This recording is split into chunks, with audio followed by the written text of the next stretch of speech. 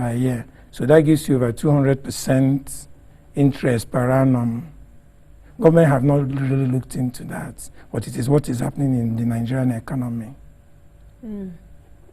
That's quite huge. That's quite huge. You know, because at the end of the day, the microfinance banks will be like, they also want to stay in business.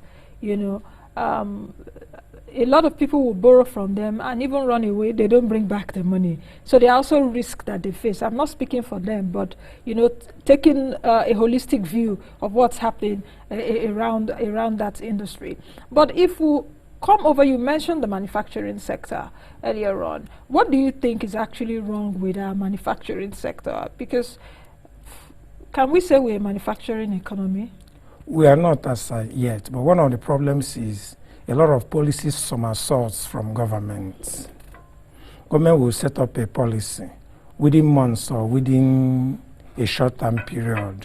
There will be a policy somersault. There will be a change. That actually is one of the banes of our economy, the manufacturing sector in our economy. I know that past administrations will say, oh, we want to make Nigeria, or let's strive to make Nigeria an industrialized economy. Let's strive to make Nigeria a manufacturing economy. But we know, take for example, South Africa. South Africa, of course, Nigeria is the biggest economy in Africa, but South Africa is the most industrialized economy. In Africa, they manufacture cars, they do a lot of things. But here, we're still seeing that import dependency. Do you think that the manufacturing sector can actually grow if we still rely so much on imports? Nigeria, there is the manufacturing, for the manufacturing sector, it can grow if only government can get a well-articulated revolution plan, what we call IRP, and then an enterprise development program that is aimed at rejuvenating. But the past administration had the industrialization, the Nigeria industrialization plan, led by then the Minister of Industry and Trade. But to what extent was it implemented? Policies are well and good, but if it is not implemented or well driven, it takes us back to the Ministry of Trade and Commerce may disagree with you, because they will say, oh, we had the auto plan, do you understand, the auto policy there. We had, you know, a lot of policies, the sugar revolution master plan, the cement, the almighty cement. Now that Nigeria is becoming self-sufficient in cement, you're seeing the richest man in Africa that happens to be in Nigeria, Dangote, expanding to everywhere. I also read last week that he wants to expand to Asia, Nepal precisely, to build his plants in Nepal. So what are you talking about? The Ministry of Trade and Investment may say, Yeah, just talking about one company, one individual. For us, just like I told you, it's 5% of any manufacturing economy are the SMEs. So we should have more Dangotes in Nigeria? Not necessarily more than Dangotes. Like Dangote is just one company. And I believe, I don't know if I have my figures right, Dangote may be employing maybe about 5,000 people, about 5,000 people in the economy. But he's just less than 0.05% of the Nigerian economy. But can you imagine, Nancy, a situation where 85% of these SMEs, the number of people they employ, you see somebody that just finishes his youth service, sets up a small business, employs just 5 people, and you have that replicated all over the whole country. Those are the largest employer of labor. Those are the people that will drive our economy, not just the Dangotes. I'm not taking anything out from the Dangote group, but it has been well known that it's those small businesses that will drive the country and not the big multinationals. Just like we have in China. Just like in China, exactly. Just like in China. You see small businesses. You see a family business, just a man and his wife and one of his sons using their sitting room as a factory with while their they all bedroom sleep in the while they bedroom. sleep in the back room. Those are the people that drive the economy. What do we need to bring Nigeria to that level? You know, what do we need to come to that state whereby we can see the manufacturing sector go up? That's exactly what I told you before. The government needs, I like that word you used before, tweak. We need to tweak the economy. We have very good policies, but be consistent with those policies. Like this government has a little less than 4 years to go. There's a lot of things they can still achieve within these 4 years. Be consistent in their policies. Let what they want to do be very, very visible to businessmen and the industry. And you think it's not visible now? It is not really visible, yes. I'm asking, perhaps I should clarify my question. I understand what you're saying, that there should be policy consistency, isn't it? But I'm saying, or I'm asking that, what kind of enabling environment should the government create now, apart from policy? Your policy can just be a document on the shelf. If you don't have that enabling environment, what are the things that the government should enable right now that will make that man, perhaps with an SME, be bold enough to say, oh, darling, talking to my, his wife, you know what, I think we should change this sitting room to a factory while we all sleep in the bedroom. Let's use this as a bakery. Let's use this as perhaps where we can manufacture shoe soles or whatever. What is the enabling environment? First, what should be in place? What should be in place? Access to funds, that is one. Increasing the use of technology and developing our strong domestic capability. Exports, encouraging exports to a large extent should be done. And of course, everybody talks about infrastructure. I didn't want to delve into infrastructure because that I was even surprised because I was thinking that's what it was deliberate on my own part, because it seems that even every man on the street knows what that immediately you talk to manufacturers or industrialists, the first thing they say is power. Or I was expecting that you would go the same way. It was deliberate on my part not to delve on that particular Why, you issue. think it's not necessary? It is more than necessary, but I believe that government have heard it so many times, so I will just be sounding like a broken record.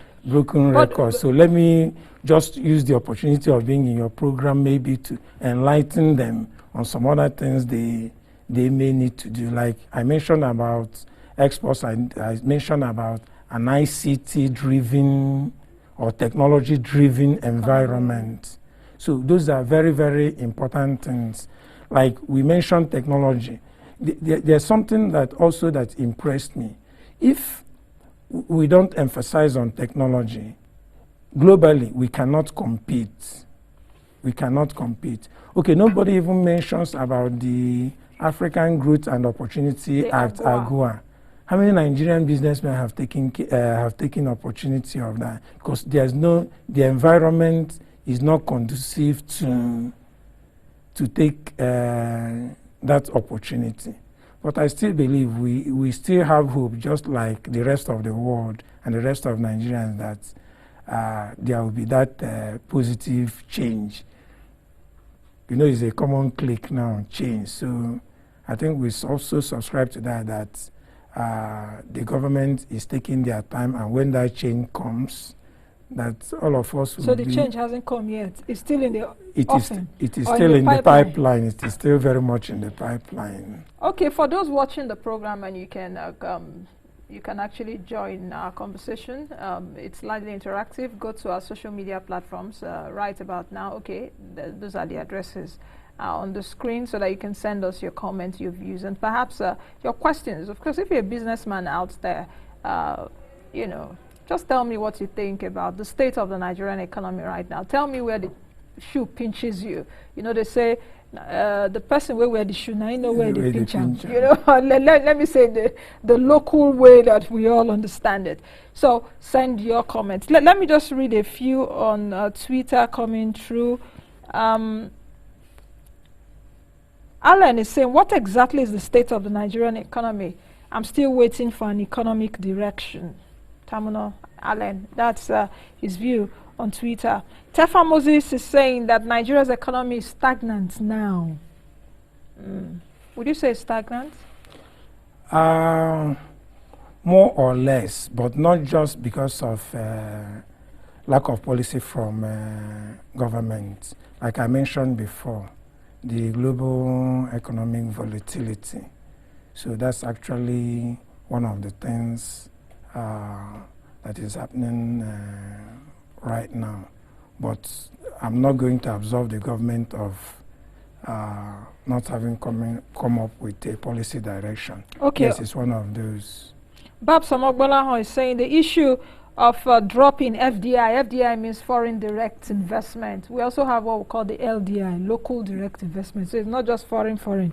You know, the issue of drop in FDI is largely due to the volatility of the global economy, just like you said. Yes. But he's also of the view that that's not to say that the government shouldn't provide an economic direction. Ayola Olabaju is of the view that will the minister build on nothing by bringing their personal money to work the already looted economy? Okay, just keep your comments coming through. The Nigerian economy, according to the National Bureau of Statistics, the GDP growth actually fell. You know, the Nigerian economy, I think in the past 2 years, haven't been growing the way it used to grow in the 2006, 2005, yes, early 2008, before the global financial crisis and all of that. Do you think that we will come out of that quickly? Yes, and one thing I want to reassure not just Nigerians but foreigners is there's this kind of pessimism a lot of us have about the Nigerian economy. I want to kindly disabuse us of that. What is happening here is happening all over the whole world. And the latest statistics I was watching an international program just last 2 weeks. And by 2050, Nigeria will be the third most populous. Is that the I'm one you are talking about? I'm happy that I saw that. you report, saw that. yeah. So we'll be the third most populous country in the world. Good. So that will tell you something, that us inside Nigeria, people from outside there are a lot of things that are seeing, a lot of potentials. Even I, as the president of the Abuja Chamber of Commerce, I've seen about potential of Nigeria. 170 million Nigerians with a lot of capacity, our teeming youths with so much intelligence. So definitely we are getting out of it. This situation is just purely temporary. No, but I understand your optimism. But our optimism. Okay, yeah, you know, it's good to be very optimistic, and what a day to be optimistic, the first day of the week, the first day of the working week. So many potentials, isn't it? Nigeria, just like you said, 170 million. The last count I have is about 184 million people. Nigeria that we are now, according to Worldometer, and still growing. Still growing. But the question is, and I also liked what you talked about, the teeming youths could be assets. But the thing is that it depends on how the shapers of our policies and programs, economic programs, do formulate those policies, implement them, that we can say that those teeming youths would either be assets or liabilities. Definitely. That by 2050, according to what it has been projected, that Nigeria will be the third most populous country in the world. If we can harness that potential of being one of the largely populated people, like China has done. You understand what I mean? Yes. Like China has done. But the thing is that if we don't do that, we're just in for some kind of... That is why we have so much expectations from this government. We believe that the right policies will be in place, and I think where we have to come in here is that I think we are falling to a situation where we cannot fall further down. Really? So the only way is up. You think so? That's what I He believe. who is on the ground fears no other fall. There's so no you're other saying fall. the way we are right now, we are on the ground. We're on the ground. There's no other way. We have to simply go up. Do you think so? If let me take you up on this thing which you said, that the Nigerian economy right now is seemingly on the floor. Not necessarily. Yeah, no, I'm just saying, not literally like that, but you know, we are not growing as we should. We should. We should be growing. If we would analyze the state of the oil market, crude oil price throughout last week was just on a very sharp. It's on a very on a very sharp fall. Yes. If it continues, I've read a lot of analysts. I've also listened to a lot of analysts within and outside the country saying perhaps oil price may fall to $30. $30 may be the new $50. So if it falls to $30, what happens? Now, the feelers also we have from government and the presentations we've also made to government is for them to shift their focus entirely out from the oil sector. Mining, one of the emphases we've already told government to face is mining, agriculture. There is non-oil income. So if government takes that advice, at least Nigeria will survive without oil in the 50s. We can also survive without oil in the 21st if we harness century. The value chains of the non-oil sector. Yes, we can still thrive. Look at a country like Iran.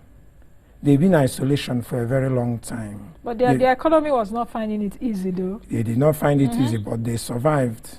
They are surviving. It's really difficult in Iran. Their currency down, everything down. Very difficult. Food shortages. Yes, it's really difficult for them. But